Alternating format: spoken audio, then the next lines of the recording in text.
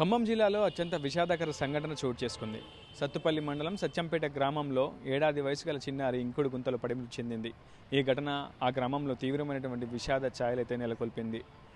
వ్యవసాయం, కూలి పనులు చేసుకుంటూ జీవనం సాగిస్తున్న సోయం, శివ, సంధ్య దంపతులకు ఏడాది వయసు గల కుమార్తె మోక్షదుర్గ ఉంది. నిన్న మధ్యాహ్నం ఇంటి కుటుంబ సభ్యులంతా కూడా ఇంటి పనుల్లో నిమగ్నమైనటువంటి తరుణంలో మోక్షదుర్గ ఆడుకుంటూ వెళ్ళి ఇంటి ఆవరణలో ఉన్నటువంటి ఇంకుడు గుంతలో పడి మృత్యువాత పడింది.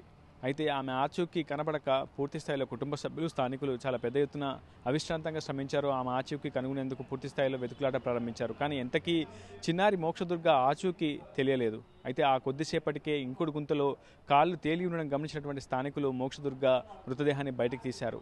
ఆమె బ్రతికుందో లేదో అన్న అనుమానంతో స్థానిక ఆసుపత్రికి తీసుకెళ్లి చికిత్స అందించే ప్రయత్నం చేశారు స్థానికులు. అయితే అప్పటికే మోక్షదుర్గ మృత్యువాత పడినట్లు వైద్యులు నిర్ధారించారు.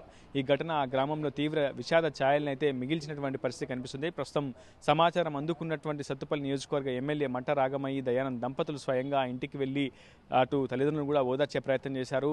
అటు ఘటనకు సంబంధించినటువంటి విషయాలను కూడా ఆరా తీసే ప్రయత్నం చేశారు. ఆ కుటుంబానికి కొంత ఓదార్పునిస్తూనే ఆర్థిక సాయాన్ని కూడా అందించారు మట్ట రాగమయ్యి దయానంద్ దంపతులు. తల్లి పిల్లల్ని పెట్టుకుని సారు లోన పోయి ఏదో పని చేస్తుంది. ఈ తల్లి వచ్చేసరికి ఆడుకుంటూ అటు పోయిందేమో, ఈ పక్క ఇంటి వాళ్ళు తీసుకెళ్ళారేమో సార్ అని వీళ్ళు మామూలుగా ఉండారు సార్. పావుగంట తర్వాత పక్క ఇంటి వాళ్ళు అడిగితే పిల్ల మాయం తీసుకెళ్ళాలి, మేము తీసుకెళ్ళాలన్నారు సార్. ఆ తర్వాత మేము ఈ గుంటలు ఎత్తితే గుంటలో ఉంది సార్. ఏమోసరికి దాంట్లో పడ్డది. పిల్ల బాగా పురుగు నీళ్ళు తాగి బాగా కడుపు ఉద్ది సార్.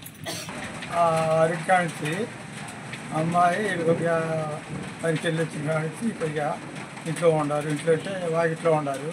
వాకిట్లో పిల్ల ఆడుతాడు కొద్దిగా నడుస్తుంది కదా, కొంచెంగా నడుతున్నట్టు అటు పోయి ఆ గుంటలో పడ్డది. గుంటలో పడింది చూడలేదు. తర్వాత ఏడు కనపడలేదు చెప్పి అతను వెళ్ళిపోయి చూసేపట్టి ఏడ కనపడలేదు చెప్పి ఆ గుంటలో చూసేపట్టి గుంటలో ఉందమ్మా.